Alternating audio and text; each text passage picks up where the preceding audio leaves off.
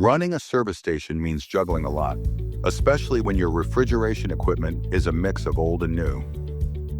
With wireless temperature sensors and smart meters installed across your units, you can monitor temperature levels, energy usage,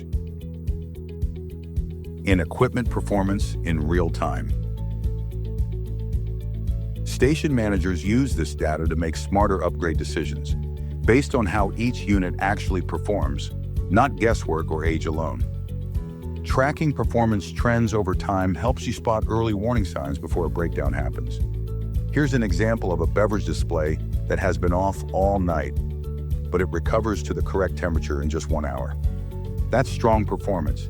If the recovery time had been longer, it would have been a clear signal that the unit needed attention. This way, you avoid lost stock, emergency repairs, and frustrated customers. Getting your team on board is straightforward. The interface uses retail terminology such as ice cream, frozen pizza, frozen seafood, frozen meat. The staff can also scan QR codes on the units and watch short instruction videos right when they need them. The result? Less waste, fewer breakdowns, and smoother operations. Ready for fewer surprises and more uptime? Get in touch with us. EMD Service, spearheading the future of energy management.